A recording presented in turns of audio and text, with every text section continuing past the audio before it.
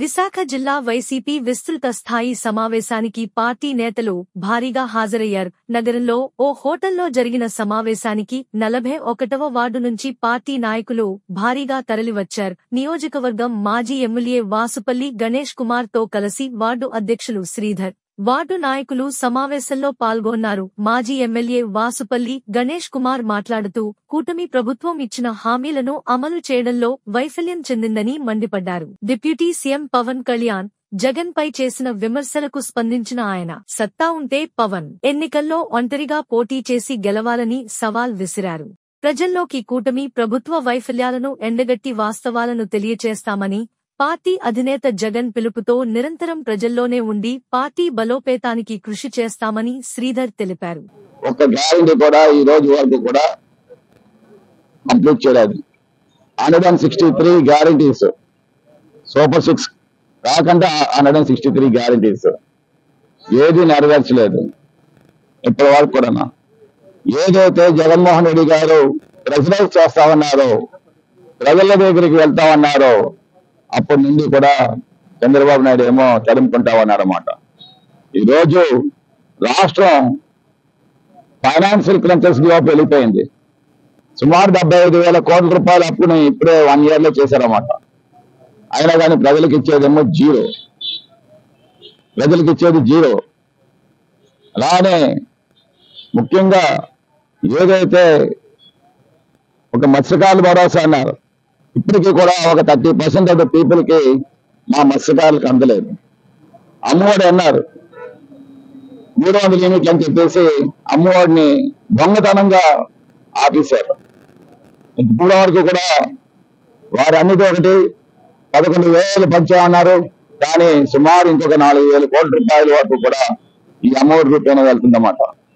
Fee reimbursement లేదు, పిల్లలు road మీద పడతా ఉన్నారు, సర్టిఫికెట్స్ కోసం అల్లాడుతా ఉన్నారు.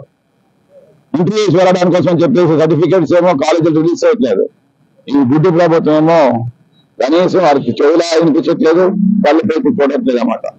ఏమంటే మేము శుభ్రపాలన ఇచ్చాము, ఇది మొదటి అడుగు అని చెప్పేసి వీరు చందలు గుద్దుకుంటామన్నారు. ఒకవైపు లోకేష్, పవన్ అండ్ చంద్రబాబు నాయుడు. ఇది అటర్ ఫ్లాప్ ప్రభుత్వం అని చెప్పి మేమైతే తెలియజేస్తామన్నమాట. ఈరోజు జగన్మోహన్ రెడ్డి గారు ఇంటి నుండి పాదం పైన పడితే లక్షలాది మంది ఈ రోజు ఇప్పుడు వస్తామన్నారన్నమాట. హౌస్ అరెస్ట్ చేస్తామన్నది ప్రభుత్వం. మొన్ననే చూసాం, పల్నాడు వెళ్తే 80 కిలోమీటర్ల డిస్టెన్స్ 9 గంటలు పట్టింది జగన్మోహన్ రెడ్డి గారికి. జగన్మోహన్ రెడ్డి జడ్ కేటగిరీ ఏదైతే ఉందో కనీసం రో పార్టీస్ కూడా లేకుండా రోడ్డు మీద వదిలేసి ఆ జనాలేమో ఏ రకంగా పరుగులు తీసి వేన్ క్రియేట్ చేసి పొలాలంట బైకుల మీద వెళ్ళారో మనం చూస్తామన్నమాట. ఎప్పుడైనా సరే ట్యాగ్ అండర్ ద 5 years 5వ సంవత్సరం వస్తే ప్రభుత్వం మీద వ్యతిరేకత వచ్చి ఆ వ్యతిరేకత ఏమో ఇంకా జనాలేమో రోడ్డు మీద పరుగు చేశారన్నమాట.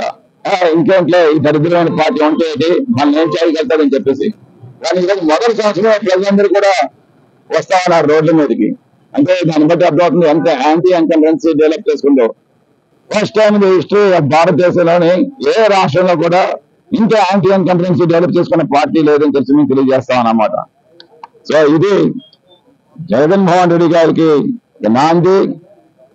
మళ్ళీ బంపర్ మెజార్టీలతో 2027 ఎలక్షన్స్ వచ్చేటప్పుడు 175 నియోజకవర్గాలు 175 నియోజకవర్గాలు గెలుచుకునే సత్తా జగన్మోహన్ రెడ్డి గారికి ఉందని చెప్పి తెలియజేస్తా ఉన్నాను.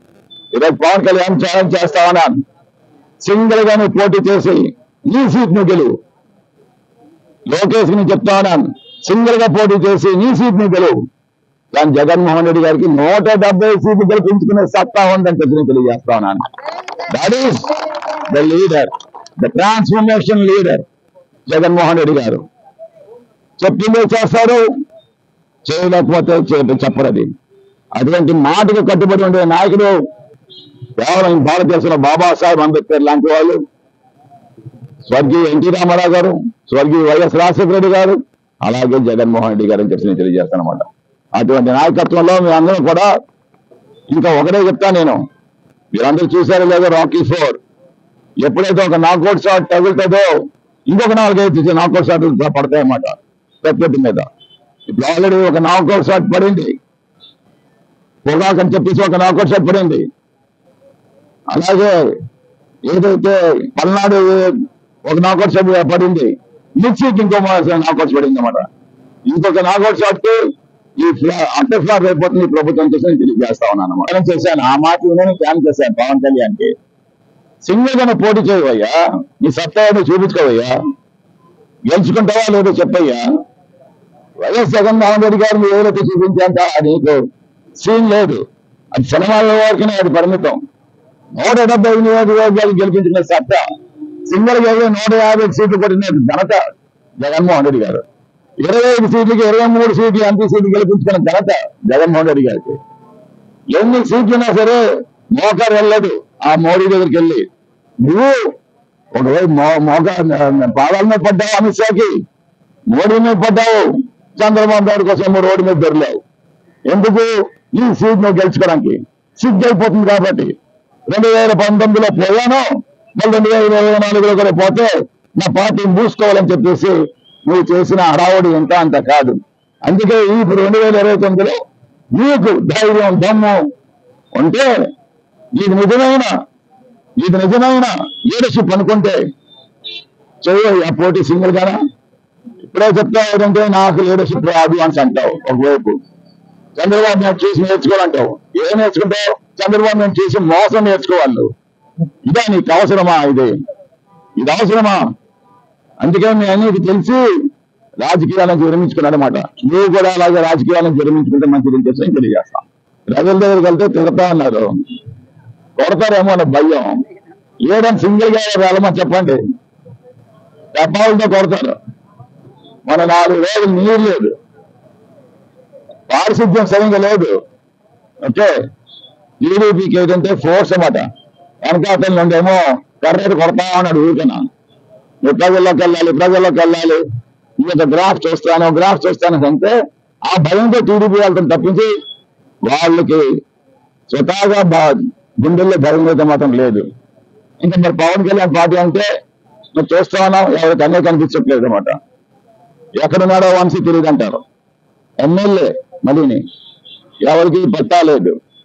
ఇంకా మరి బీజేపీ అంటే దే ఆల్రెడీ డిసైడెడ్ టీడీపీతో ఉంటే ఆ చెడ్డ పేరు మాకు అంటుకుంటుందని చెప్పేసి. ఎందుకంటే ఇంగ్లీష్ లో ఒక సామెత ఉంది, don't make friendship with pigs, it will make you dirty and decide with loves it అంట. నిన్ను కూడా నీకు బురద అంటిస్తుందంట. అలాగా బురద ఏమో అంటిస్తుందేమో ఈ తెలుగుదేశం పార్టీ అని చెప్పి బీజేపీ దూరం అంటారు. అంతే కదా. ఇప్పుడు మొన్నేమో మాధవ్ ఏమో ప్రెసిడెంట్ అయ్యాడు, ఒక్క తెలుగుదేశం వాడు కనిపించాడు అక్కడ దర్దాపుల్లోనే. ఓకే, రావటం చెప్పారు వీళ్ళు, రావటం చెప్పేశారు అంతేనే. ఇది పరిస్థితి. రాబోయే రోజుల్లో పరిణామాలు ఫేస్ చేస్తారు. ప్రజల్లో అంత యాంటీ ఇన్కమ్స్ ఎదురు కూడా కనిపించలేదు.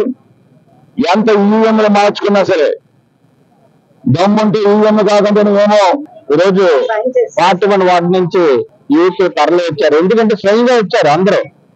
వాళ్ళగా మేము యోగాకి డబ్బులు ఇచ్చి ఇది ఇచ్చి డ్రింక్స్ ఇచ్చి తెచ్చుకోలేదు ఎవరిని, స్వయంగా వచ్చారు వాళ్ళు. ఈ ఎమ్మెల్యేలు కానీ ఎవరైనా కానీ మాలాగా మా జగన్మోహన్ రెడ్డి గారు ప్రతి ఇంటికి వెళ్ళి వివరించండి అని చెప్పింది ఒక్కటి కూడా ఇప్పుడు ఎమ్మెల్యేలు వెళ్ళమనండి, ఒక్క ఎమ్మెల్యే కూడా రానీరు, వార్డు చుట్టుపక్కల రానీరు. వాళ్ళు రావాలంటే చుట్టూ బాడీ గార్డ్స్ పెట్టుకొని రావాలి తప్ప స్వయంగా అయితే ఎట్టి పరిస్థితుల్లో వార్డులో వాళ్ళు తెరలేరని నేను స్వయంగా చెప్తాను. ఎందుకంటే వాళ్ళకే పడట్లేదు, ప్రజల్ని వదిలేశారు. వాళ్ళు చేసిన మోసాలన్నీ బయటపడుతున్నాయి. ఇంకొక 3 months లో పూర్తిగా టీడీపీ అన్నదే కనుమతి అయిపోద్దని నేను తెలియజేస్తున్నాను. ఇదే విధంగా ప్రజలు కూడా తెరవబడే పరిస్థితి ఉంది. ఎందుకంటే ఈరోజు వచ్చిన పెన్షన్ లో చాలా మంది టీడీపీ వాళ్ళు ఎవరైతే ఉన్నారో వాళ్ళకి ఇస్తున్నారు తప్ప ఎవరికి కూడా ఈ రోజు వరకు జగన్మోహన్ రెడ్డి గారు అయితే అందరికీ ఏ పార్టీ ఆ పార్టీ చూడొద్దు, ప్రతి పార్టీకి ఇవ్వమని చెప్పారు. జగన్మోహన్ రెడ్డి గారి దగ్గర వీళ్ళు ఎందుకు పెంచారని తెలియజేస్తూ ప్రజలకు ఎటువంటి ద్రోహం జరిగినా మేము అందరూ ఉంటామని మరొకసారి తెలియజేస్తూ పిలుపు మేరకు ఏ కార్యక్రమం అయినా చేయడానికి మేము రెడీగా ఉన్నాం. ప్రజలు స్వయంగా వస్తున్నారు, మేము వస్తాం. ఇంత దూరంగా ఉన్నా మేము రెడీగా ఉన్నాం సార్, మేము స్వయంగా వస్తాం అని చెప్తున్నారు. జగన్మోహన్ రెడ్డి గారు వచ్చి మా వైజాగ్ లో వచ్చిన తర్వాత మీరు చూద్దరు కానీ మా ప్రజల తాలూకా స్పందన ఎలా ఉంటుందో అలాగే మా వాజ్పేయి గారి స్పందన ఎక్కడైనా సౌత్ లో వాజ్పేయి గారు ఎలా కార్యక్రమం చేసినా మొత్తం టీడీపీ వాళ్ళందరికీ దడపుట్టింది. ఇక్కడ వంశీ గారు కూడా దడపుట్టుకుంది.